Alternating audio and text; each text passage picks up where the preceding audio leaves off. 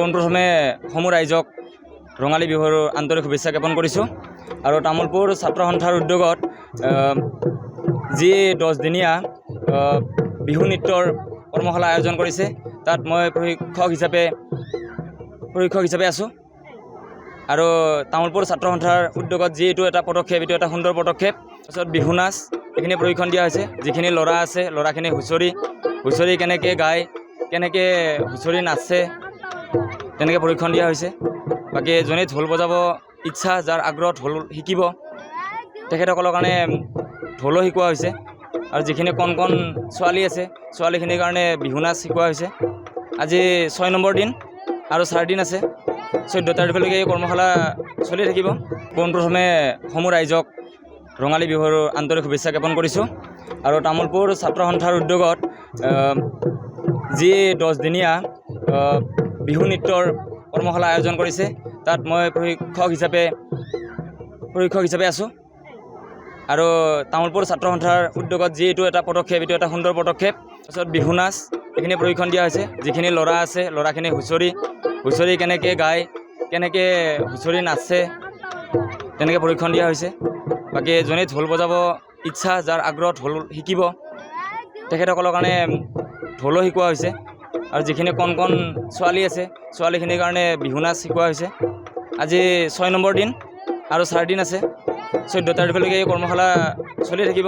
পোনপ্ৰথমে সমূহ ৰাইজক ৰঙালী বিহুৰ আন্তৰিক শুভেচ্ছা জ্ঞাপন কৰিছোঁ। আৰু তামোলপুৰ ছাত্ৰ সন্থাৰ উদ্যোগত যি 10 দিনীয়া বিহু নৃত্যৰ কৰ্মশালা আয়োজন কৰিছে, তাত মই প্ৰশিক্ষক হিচাপে আছোঁ। আৰু তামোলপুৰ ছাত্ৰ সন্থাৰ উদ্যোগত যি এইটো এটা পদক্ষেপ, এইটো এটা সুন্দৰ পদক্ষেপ। তাৰপিছত বিহু নাচ এইখিনি প্ৰশিক্ষণ দিয়া হৈছে। যিখিনি ল'ৰা আছে, ল'ৰাখিনি হুঁচৰি কেনেকৈ গায়, কেনেকৈ হুঁচৰি নাচে, তেনেকৈ প্ৰশিক্ষণ দিয়া হৈছে। বাকী যোনে ঢোল বজাব ইচ্ছা, যাৰ আগ্ৰহ ঢোল শিকিব, তেখেতসকলৰ কাৰণে ঢোলো শিকোৱা হৈছে। আৰু যিখিনি কণ ছোৱালী আছে, ছোৱালীখিনিৰ কাৰণে বিহু নাচ শিকোৱা হৈছে।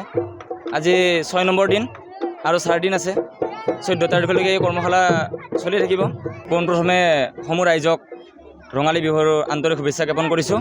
আৰু তামোলপুৰ ছাত্ৰ সন্থাৰ উদ্যোগত যি 10 দিনীয়া বিহু নৃত্যৰ কৰ্মশালা আয়োজন কৰিছে, তাত মই প্ৰশিক্ষক হিচাপে আছোঁ।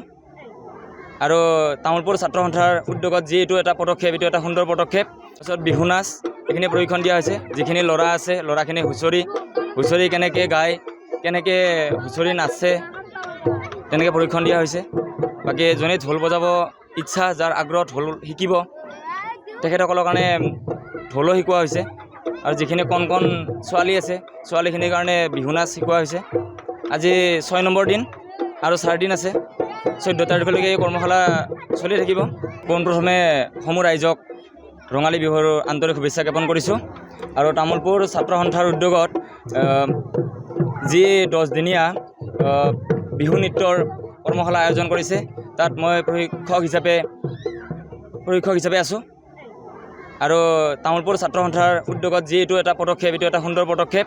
তাৰপিছত বিহু নাচ এইখিনি প্ৰশিক্ষণ দিয়া হৈছে। যিখিনি ল'ৰা আছে, ল'ৰাখিনি হুঁচৰি কেনেকৈ গায়, কেনেকৈ হুঁচৰি নাচে, তেনেকৈ প্ৰশিক্ষণ দিয়া হৈছে।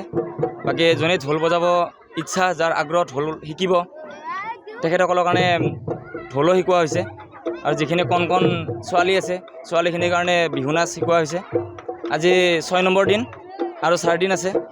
14 তাৰিখলৈকে এই কৰ্মশালা চলি থাকিব।